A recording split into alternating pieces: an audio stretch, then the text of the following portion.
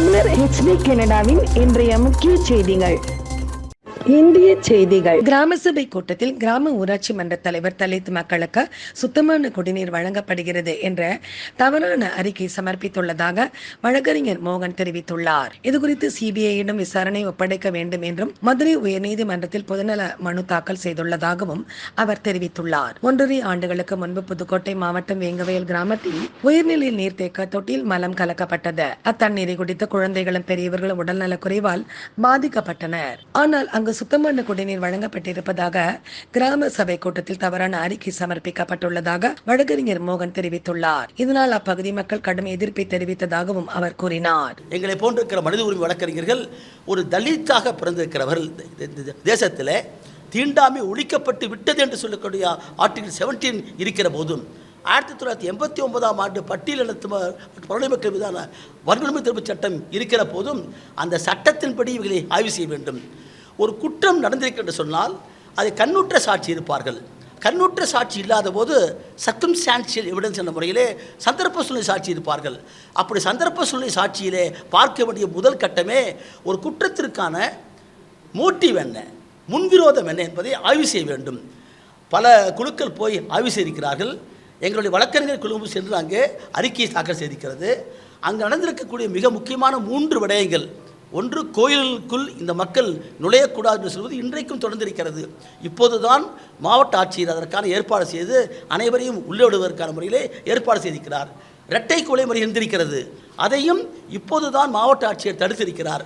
அதே போல் அங்கே இருக்கிற பகுதிகளிலே கோயில்களுக்கும் மற்ற இடங்களுக்கும் போவது மட்டுமல்ல, மிக முக்கியமான செய்தி, அங்கே இருக்கக்கூடிய ஒரு 100-150 ஏக்கருக்கு மேலாக செட்டியார் குடும்பத்தை சார்ந்திருக்கிறவர்களுக்கு சொந்தமாக இருந்திருக்கிறது ஆதியிலே. அந்த நிலத்தில் ஒரு 25 ஏக்கர் பக்கமாக தலித் மக்கள் பன்னெடுங்காலமாக வாய்மொழி குத்தையாக ஏற்பாடு மூலமாக அவர்கள் உழுது கொண்டிருக்கிறார்கள். அந்த 25 ஏக்கர் நிலத்தை இந்த குத்தகையாக ஓட்டிக்கொண்டிருக்கிற தலித் மக்கள் ஓட்டிக்கொண்டிருக்கிற பூமியை அங்கே இருக்கிற மாற்று பட்டியலத்துக்கு சாராத சில பேர் ஆதிக்கவாதிகள் இவர்களை துரத்தி விட்டு அந்த நிலத்தை பிடுங்கி வைத்திருக்கிறார்கள். இப்படி அங்கு தீண்டாமை கொடுமை பல வடிவங்களில் இருந்திருக்கிறது.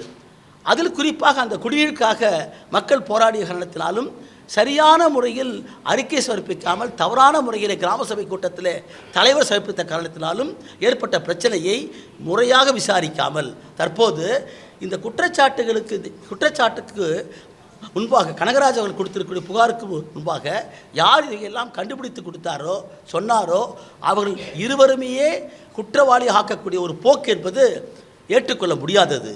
ஆகவேதான் சிபிஐக்கு மாற்ற வேண்டும் என்று சொல்லக்கூடிய பொதுநல வழக்கு போட்டிருக்கிற சூழ்நிலையில் உடனடியாக அவசரமாக இந்த வழக்கை முடிப்பதற்கான முறையில் ஏற்பாடு செய்திருக்கிறார்கள். ஆகவே நாங்கள் கேட்பதெல்லாம் தமிழ்நாட்டில் தீண்டாமை கொடுமைகள் என்பது ஆட்சி மாறினாலும் காட்சி மாறவில்லை என்பதைப் போல அடித்தட்டில் இருக்கக்கூடிய காவல்துறை ஆதிக்க சக்திகள் இன்றைக்கும் இந்த தீண்டாமை கொடுமைகளை செய்து கொண்டிருக்கிறார்கள். ஆகவே முறையான புலன் விசாரணை வேண்டும், அல்லது இதை சிபிஐக்கு மாற்ற வேண்டும். என்று கேட்டால் லோக்கல் போலீஸ் ஸ்டேஷன் உள்ளூர் காவல் நிலையத்தினுடைய புலன் விசாரணையிலிருந்து மாற்றி சிபிசிஐடிக்கு கொடுத்தாகிவிட்டது. சிபிசிஐடி 1.5 ஆண்டு காலம் கடந்தும் கூட இதில் முறையான புலன் விசாரணை செய்யவில்லை. ஆகவே இது இந்த சமூகத்தில் 75 ஆண்டுகால ஜனநாயக சமூகத்தில் எல்லோரும் சமத்துவம் பற்றி பேசிக் கொண்டிருக்கிற போது, சமூக நீதிக்கான ஆட்சி நடந்து கொண்டிருக்கிற போது இந்த ஆட்சிக்கு அவப்பெயரை ஏற்படுத்துகிற முறையிலே தான் காவல்துறை செயல்பட்டிருக்கிறது. ஆகவே இது குறித்து நானே சம்பந்தப்பட்ட சிபிசிஐடியுடைய துணை கண்காணிப்பை பார்த்து நான் கேட்டேன். அவர் சொல்கிற வார்த்தையே இன்னும் எங்களுடைய புலன் விசாரணை சென்று கொண்டிருக்கிறது சொல்கிறார்.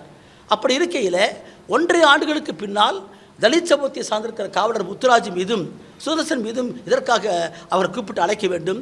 ஆகவே இந்த புலன் விசாரணை போகிற போக்கு தவறானதாக இருக்கிறது என்ற காரணத்தினால்தான் இந்த ஊடகவியலாளருடைய நேர்காணலில் எங்களுடைய கோரிக்கை வைக்கின்றோம். தமிழக அரசு சமூக நீதிக்காக போராடி கொண்டிருக்கிற அரசு அப்படி சந்தேகம் இல்லை. ஆனால் காவல்துறையும் ஆதிக்க சக்திகளும் தொடர்ந்து தன்னுடைய அட்டூழியத்தை செய்கிறார்கள்.